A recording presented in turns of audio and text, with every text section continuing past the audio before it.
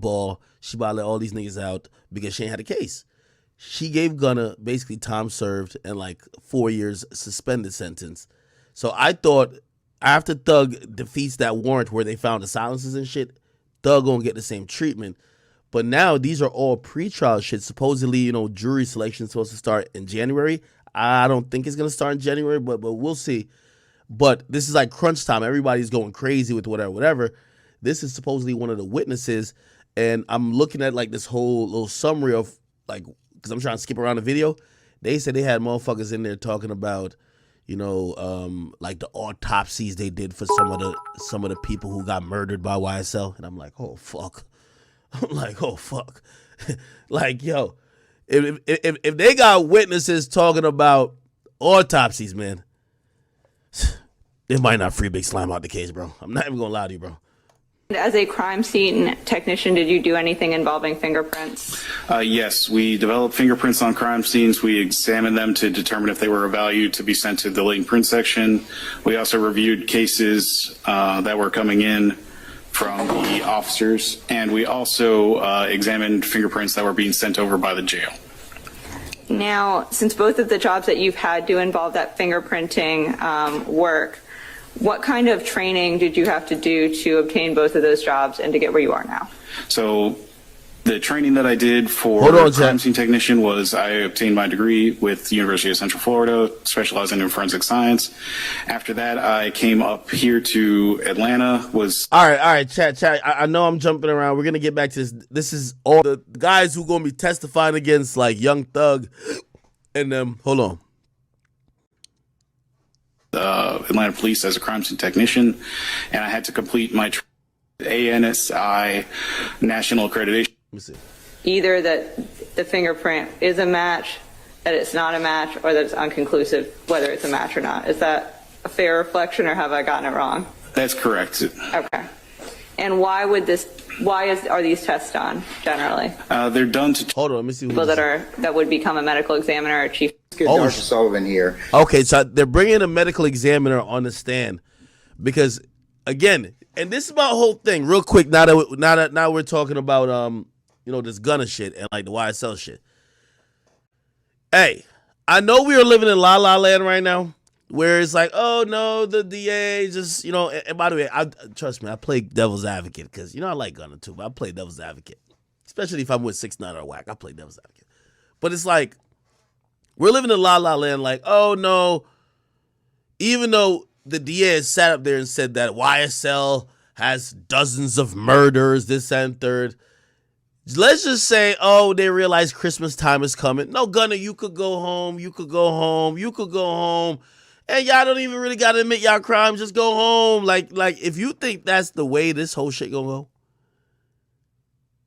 you must be fucked up, okay? And this is why I think the questions come into play where people are looking at these individuals and say, did you tell? Because why would they do all this and spend all this money just to let niggas go?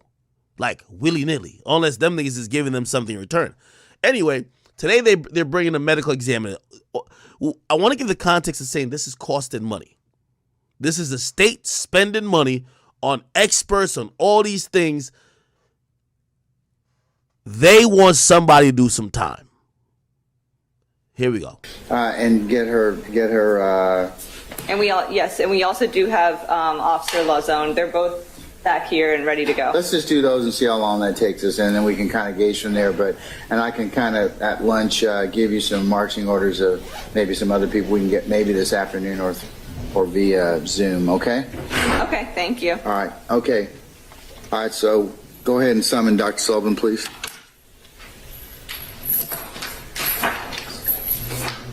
We got Thug over here.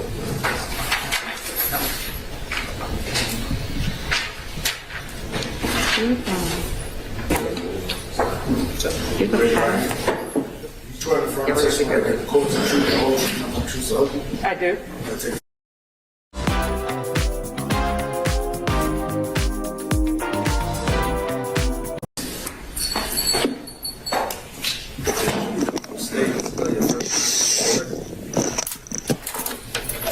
Karen Sullivan, Karen Sullivan.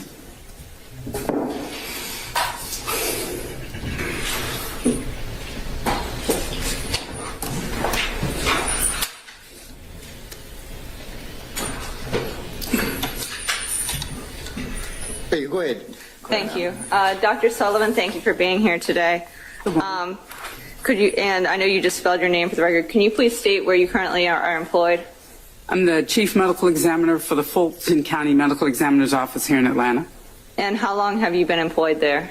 I did my fellowship year of forensic pathology training in 2002 to 2003, stayed on part-time until October 2007, at which point I became a full-time employee there.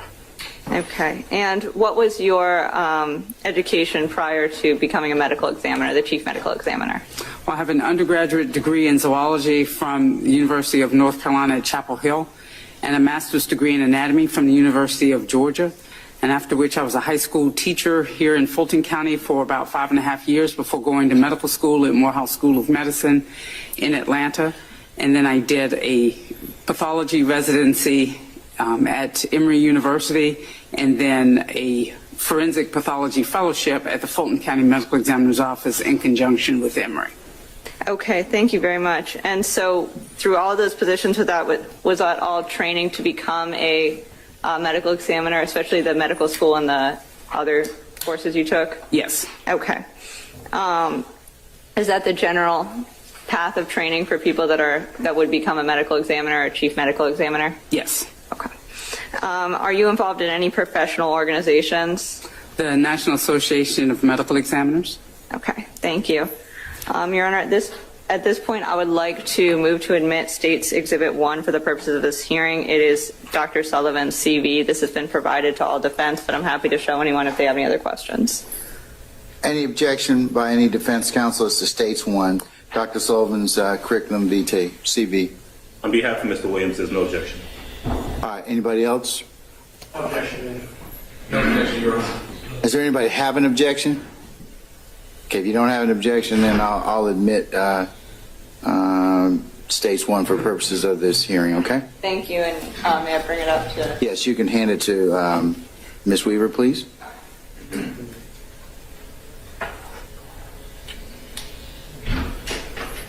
And Dr. Sullivan, did you have to get any specific certifications or anything to do your job?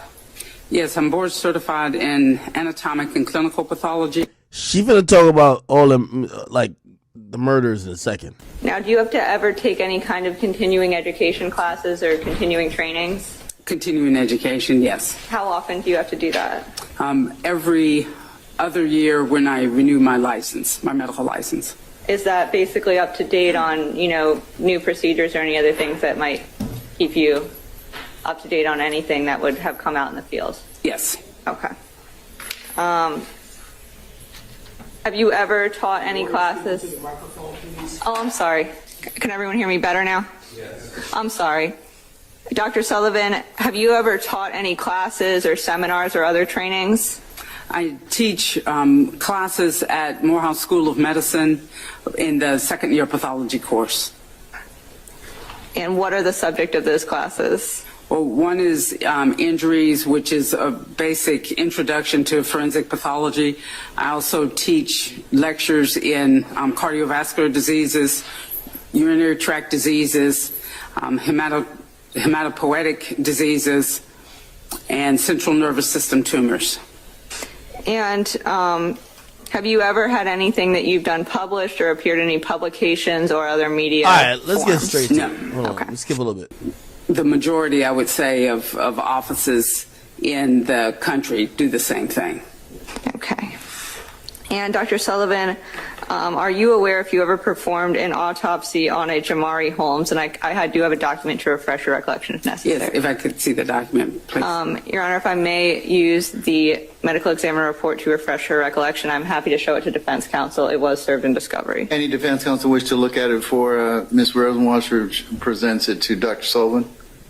I'd like to review that. Sure. Come on up.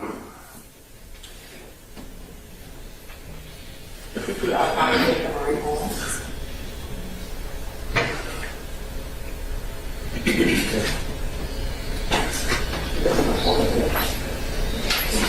It was in the No objection. All right, ma'am, you may approach the witnesses. Okay.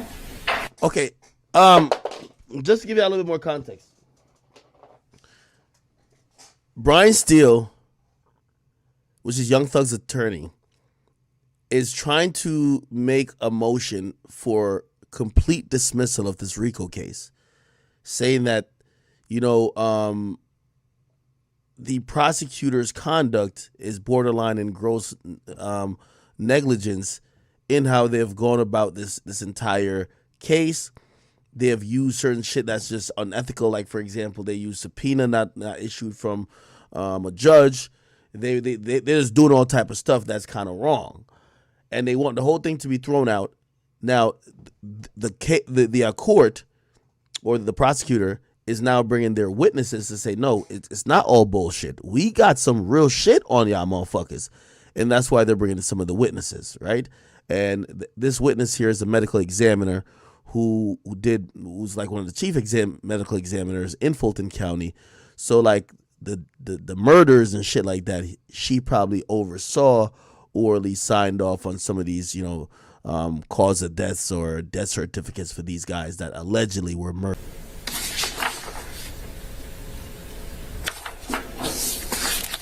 Is your recollection refreshed, ma'am? Yes. Dr. Sullivan, did you perform the autopsy of Mr. Jamari Holmes? Yes.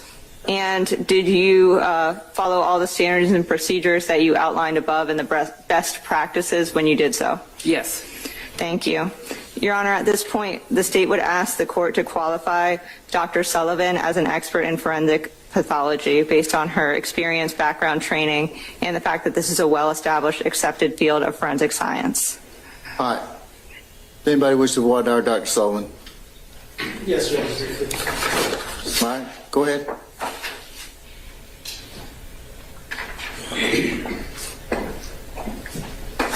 Good morning, ma'am. Good morning. You mentioned to us that all of your expertise is peer-reviewed. Yes. And what do you mean by that? That means that at least one other doctor reviews the report and the photographs of the autopsy before the final signature is placed on the autopsy report. Okay, thank you. And what about the things that you learned in medical school and in undergrad? Was the subject matter you learned peer-reviewed by other medical schools? Do you know? That I don't know. Okay. Do you know if that would be normal or out of the ordinary? I don't have an opinion one way or the other. Okay. And why is it important that things are peer-reviewed? Well, so that you aren't making a mistake that can easily be caught by someone else, just to get at least another pair of eyes on the report. Okay, thank you. And then moving on to... By the way, the reason why they're also kind of going into this, so I pulled up some information on the Jamari Holmes that they're asking her about the autopsy for. Apparently, it says police responded around 5 a.m. to shots fired from an apartment complex on Mount Zion Road. When they got there, they found a 15-year-old boy named Jamari Holmes in the front seat of a stolen blue Dodge Charger. Police claim that he was shot in the head. Emergency responders took Holmes to Grady Memorial Hospital where he died. They claim that they found a suspect 3 days later off Clifton Street in East Atlanta, took him to the jail, and they said, meanwhile, police said the 15-year-old suspect turned himself in at headquarters before he was taken, blah, blah, blah. Okay. Investigators at the time said they believed the shooting was possibly gang-related and identified Holmes as a known gang member who was wearing a ankle monitor at the time of the shooting-related criminal activity. So essentially, it looks like this kid might have been a casualty of war in the YSL versus, I don't know who they're beefing with, but yeah. Where you talked about analyzing injuries. Do you analyze gunshot wounds? Yes. And in your analysis of gunshot wounds, does that ever make conclusions about the trajectory of the bullet that caused a wound? Yes. Okay, and how do you determine that? Well, you look to see where the entrance wound is on a person's body and where the bullet ends, or where there's an exit wound that corresponds to that entrance wound. And so using those 2 points, you can come up with a trajectory. Okay, and you're not always able to come up with that, though, right? No. Okay. All right, thank you, Judge. Those are my questions. All right, anybody else? Yes, Your Honor.